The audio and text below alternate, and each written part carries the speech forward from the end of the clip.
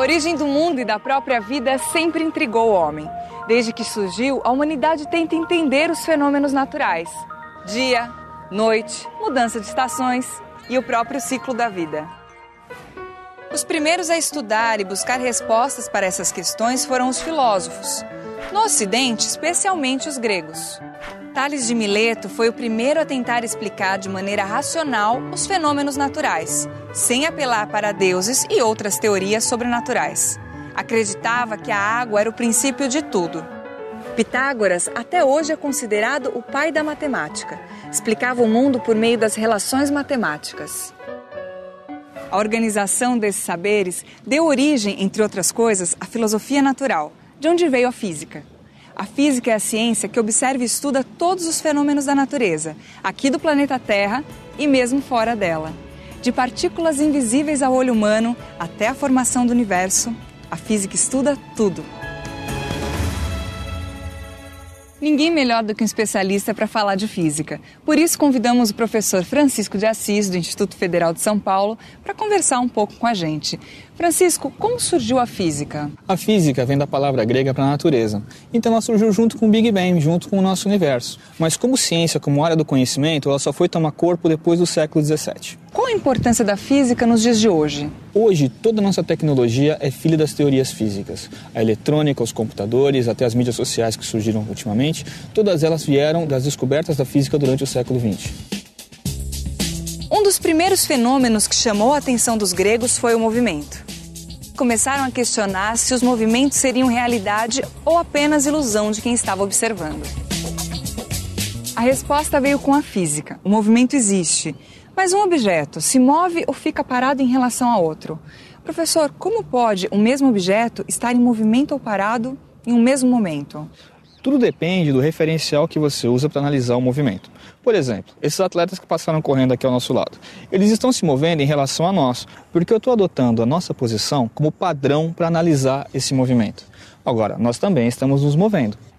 Como assim? A gente está parado. Mesmo estando agora parados, nós estamos rodando. Nós também estamos nos movendo ao redor do Sol. E o nosso próprio sistema solar está se movendo dentro da nossa galáxia, que está se expandindo. O que define movimento é a variação da posição de um corpo em um intervalo de tempo. À medida que o tempo passa, a distância do objeto em relação ao ponto de referência aumenta ou diminui. A distância muda. Para que esse movimento seja definido completamente, leva em conta outros conceitos, né, professor? Sim.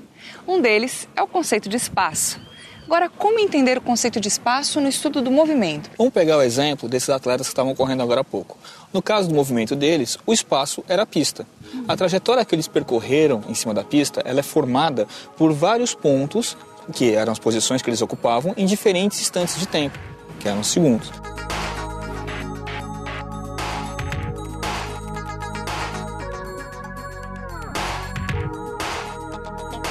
Então, se nós dissermos, por exemplo, que o movimento é uma peça de teatro, podemos usar como exemplo que o espaço é o palco onde essa peça acontece. Porque os atores se movem de um lado para o outro nesse espaço. Exatamente. Quer dizer que a gente sabe que os atletas se movimentam porque estarão mais longe de nós nos próximos segundos, é isso? Exatamente. Você pode acompanhar a posição deles como, em relação a nós, como ela está aumentando e acompanhar o tempo pelo cronômetro. Esse percurso que o atleta faz é o que a gente chama de trajetória. Em uma corrida de curta distância, como as de 100 metros e 200 metros rasos, os atletas percorrem uma trajetória em linha reta. Teria algum outro exemplo de trajetória em linha reta para a gente conhecer? Sim. Vamos dar uma olhada, por exemplo, o que acontece quando eu solto essa moeda. Foi uma trajetória em linha reta, como a dos atletas. Só que a dos atletas se deu no plano horizontal e a da moeda no plano vertical. Uma outra diferença interessante é que no caso da moeda, o movimento dela não é retilíneo e uniforme. É um movimento em linha reta que a gente chama de uniformemente variado. Por quê? Porque acontece uma mudança na velocidade com que ela cai. Ela percorre distâncias diferentes, em intervalos de tempo diferentes. Quanto mais tempo ela cai, maior é a velocidade com que ela chega ao chão. As corridas de curta distância exigem que os atletas atinjam sua velocidade máxima o mais rapidamente possível. Professor, isso exige mais força? Sim, é uma variação súbita, muito rápida da velocidade. O atleta se encontra em repouso e cerca de 1 ou 2 segundos depois ele tem que estar alcançando sua velocidade máxima. Essa variação da velocidade num instante tão pequeno a gente chama de aceleração. A Aline é especialista em corridas de 100 metros. Aline, quais são os maiores desafios para esse tipo de corrida? Eu preciso de muita explosão, porque como a gente sai em velocidade zero, praticamente em repouso, para atingir a velocidade máxima, que é o objetivo da corrida de 100 metros, eu preciso de muita potência na hora de sair. Já as corridas de média e longa distância no atletismo são 2 exemplos de trajetórias que misturam movimento circular e movimento retilíneo. E esse tipo de prova é diferente da trajetória em linha reta?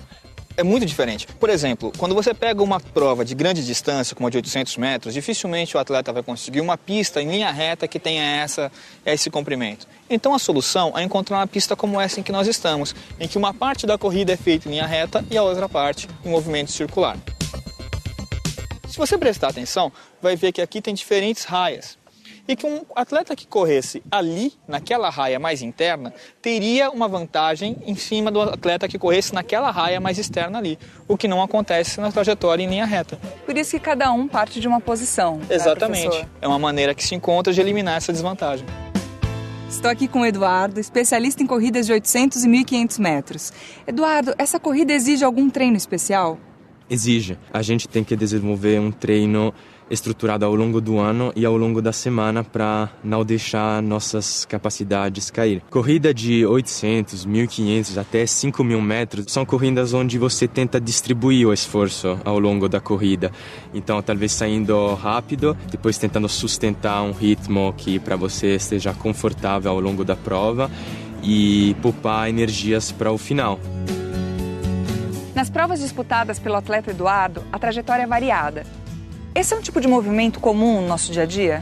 Muito mais do que a gente imagina. Na verdade, diferentes tipos de trajetória vão dar margem a diferentes tipos de movimento no nosso dia a dia.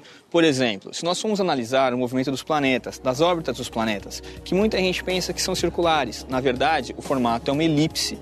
O circular mesmo você vai encontrar no pneu de uma bicicleta, que percorre aquela trajetória quando você anda. Um outro exemplo de movimento circular é o que acontece com os ponteiros do relógio. Se você pegar o ponteiro dos segundos que ele está fazendo sua volta, aquela velocidade dele em cada segundo tem uma orientação diferente, mesmo sendo constante. Ou quando se chuta uma bola de futebol, né, o movimento que a bola de futebol faz, a trajetória que ela percorre, a gente chama de parábola.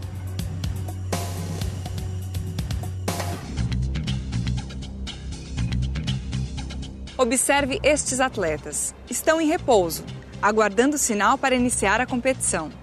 Um corpo parado tem velocidade zero, correto? Pronto. Agora eles começam a se movimentar. Aos poucos vão aumentando os movimentos. Quando cruzam a linha de chegada, desaceleram ou atingem aceleração negativa, até voltar a ficar em repouso. No dia a dia, nós que não somos atletas, também passamos pela mesma experiência. Parar, andar devagar, andar depressa. Afinal, quem nunca teve de apertar o passo para pegar o ônibus chegando no ponto? Professor, fala um pouco sobre o movimento uniformemente variado. A todo momento nós estamos variando a nossa velocidade, seja para atravessar uma rua, para alcançar um colega para conversar, ou simplesmente quando você está andando e você reduz a velocidade até parar. Até por causa da nossa própria estrutura biológica, o corpo humano não reconhece diferença entre estar parado e estar se movendo com uma velocidade uniforme. Ele precisa de um referencial externo. Ele precisa olhar para uma árvore enquanto ele caminha, ele precisa olhar para um poste enquanto está dentro do carro para dizer se ele está em repouso ou em movimento, se a velocidade for constante. E é isso também que nos dá tanto prazer com as mudanças na direção e na intensidade da velocidade que nós encontramos numa montanha-russa. No próximo vídeo você vai conhecer o que está na origem dos movimentos. Afinal, por que uma bola chutada pode ir tão longe? O que faz um lançamento de dardo ser tão poderoso? Até o próximo encontro. Até lá!